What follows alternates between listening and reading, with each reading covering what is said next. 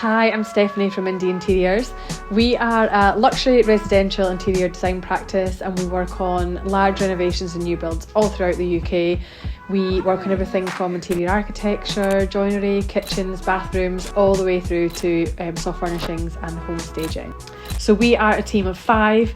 We have a mixture of interior designers, interior architects, procurement assistants and all the kind of other stuff like bookkeeping in our team. So we are a really well-rounded and dynamic team who can work across nearly everything within your property to help to bring your vision to life. Indie Interiors was born around about 3 years ago with just a pure passion for interiors and a real kind of eye for detail. We launched with just loads of passion and loads of determination and hard work to kind of overhaul people's houses and just give them the Indie Interiors touch.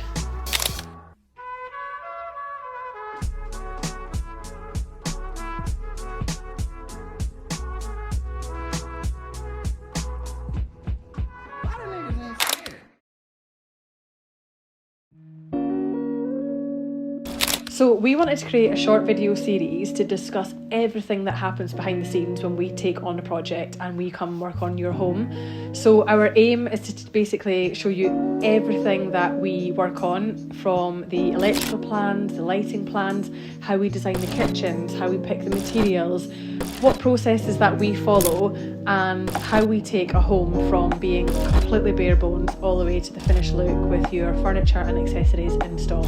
Okay, so the house itself isn't actually too old. It's situated within a lovely little parish called Chigwell, which is just on the outskirts of London. It sits right on the end of the Central Line, so you can nip back into London really easily.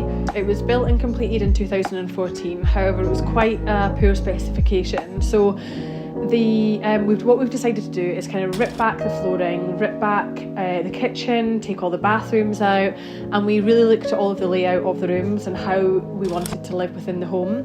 So what that ended up meaning was that we needed an architect. So we approached an architect and looked at how we could open up the back of the house to create a much more open plan and sociable living space.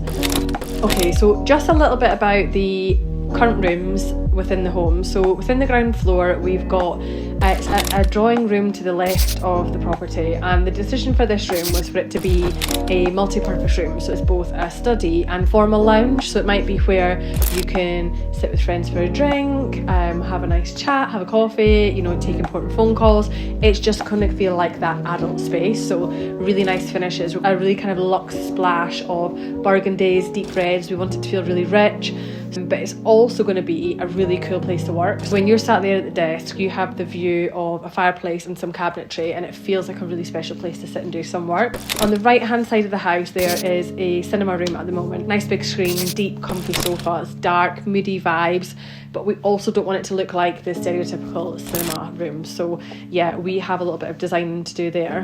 In the hallway, the main challenges really were that the staircase is smack bang in the centre of the hallway. Although it is quite a cool detail of the house that you have this kind of mid landing and it splits off to the side, overall the staircase blocks a lot of the natural light and it is made kind of purely of oak. The staircase itself we're not going to replace. It would be pretty expensive and eat up a big portion of the budget to replace that. So the decision has been to strip some back, French polish it, maybe change the spindles. Just try and make it look a little bit more luxe, high end. There's a utility room at present downstairs, but one thing that the house is lacking is there's no boot room. So there's going to be 2 dogs within this house, 3 children and 2 adults. So we need space for shoes, bags, coats, cricket bags, all the stuff that kids need when they go to school. And then the open plan space. So this is a really big room and we have to think about how we zone and divide it to make it feel as though it's functioning as 3 separate areas. So we have the kitchen on one end, which we are putting so much effort into the internals, the finishes, making it feel kind of really high end and bespoke. Your kitchen, you're not going to ideally replace it unless it's kind of 10 to 20 years down the line. So I think it's really important when working with a designer to hone in on how you use that kitchen. How do you want the internals to look? Where do you want power supply? How big do you want your fridge? Do you need 2 fridges? Do you need 2 dishwashers? So all of these things we think about, above all else, although a kitchen needs to look good, it needs to be functional. Upstairs, we completely rejigged We got rid of a bedroom, we got rid of a bathroom, and we created a Jack and Jill ensuite for two daughters. It's going to be way more suitable for the kind of every single member of the family within there as well.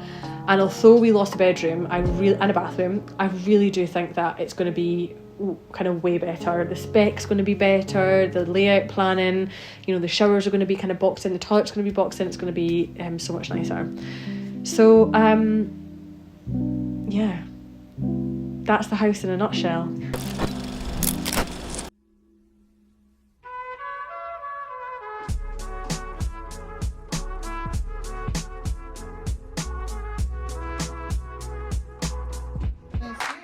How do I do it? I'm thinking in my head all the time, what's next? What's next? Oh my god, I need ChatGPT for my descriptive words.